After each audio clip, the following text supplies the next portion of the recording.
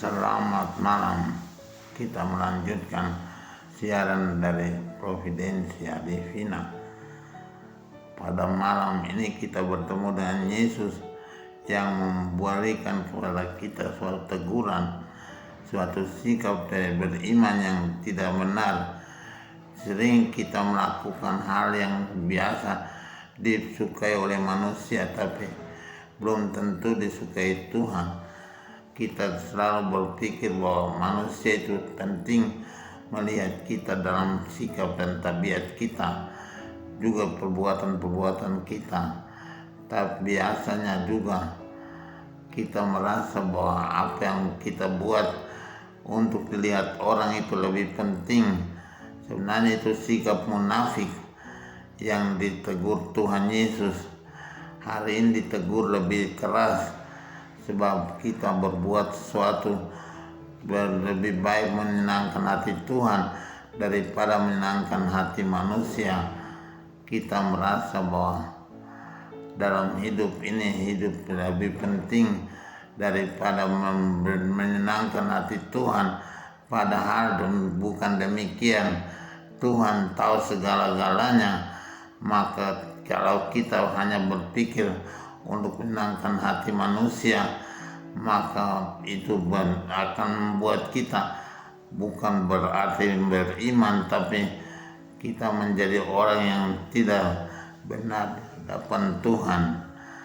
Tiap kali kita berbuat sesuatu, lebih baik kita perhatikan apa yang kita perbuat itu menyenangkan hati Tuhan atau menyenangkan hati sesama manusia. Misalnya barang kecil saja, hal kita pergi ke gereja memakai pakaian yang baik atau tidak, itu sering menjadi soal besar. Padahal itu menyenangkan hati manusia, membuat orang melihat kita senang dan memuji, padahal hati kita tidak begitu. Hati kita jauh dari Tuhan. Apa yang kita buat itu Tuhan katakan hari ini. Kita datang pada Tuhan padahal memberi kesan bahwa kita dekat dengan Tuhan, berdoa, padahal hati kita jauh dari Tuhan. Kita tidak berpikir tentang iman, tentang agama, tentang kepercayaan, tapi kita berusaha untuk menyenangkan hati manusia. Hal itu menjadi suatu celah bagi Tuhan. Kita di hadapan Tuhan tidak benar.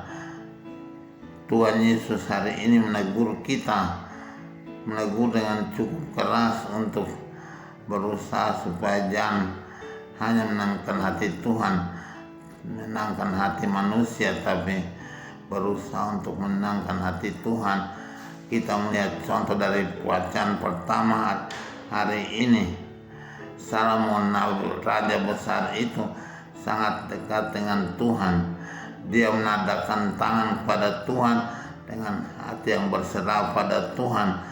Bahkan dia memohon bahwa Tuhan harus tinggal bersama manusia di bumi supaya dekat dengan manusia, jangan jauh-jauh. Sebenarnya Tuhan memang harus biasa begitu. Bukan jauh, tapi Tuhan dekat dengan manusia. Tuhan ada bersama manusia. Tuhan tidak meninggalkan manusia. Manusia meninggalkan Tuhan. Bukan Tuhan meninggalkan manusia. Bukan Tuhan meninggalkan kita, tapi manusia yang berusaha meninggalkan Tuhan dengan segala macam pola kehidupannya.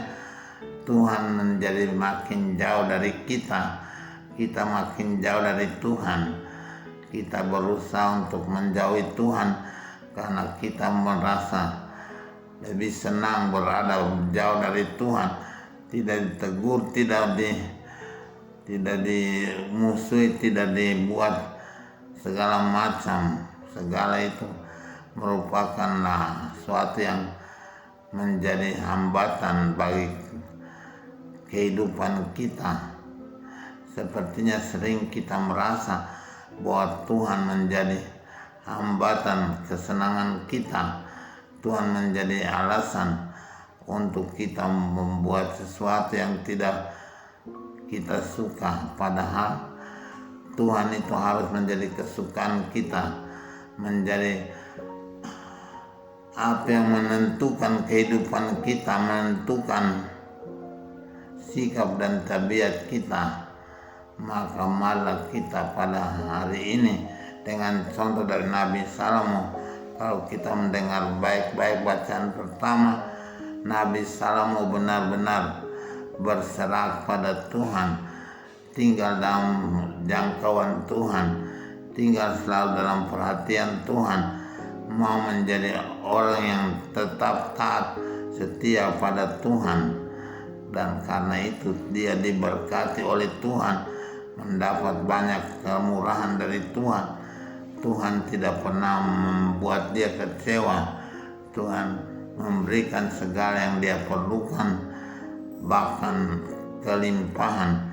Sampai hari ini Salomo dikenal sebagai raja yang bijaksana lebih dari siapapun, karena dia orang yang setia kepada Tuhan, orang yang taat, orang yang tidak pernah meninggalkan Tuhan, orang yang memohon, meminta kepada Tuhan untuk ada bersama dia selalu. Dia selalu menadahkan tangan kepada Tuhan untuk menerima, memohon berkat-berkat dari Tuhan. Maka kita pun harus demikian. Kita sering sombong, merasa mampu berbuat apa-apa, jadi Tuhan tidak kita perlukan lagi, Tuhan tidak kita libatkan dalam hidup kita, padahal Tuhan selalu harus menjadi contoh, menjadi teladan, menjadi penentu kehidupan kita.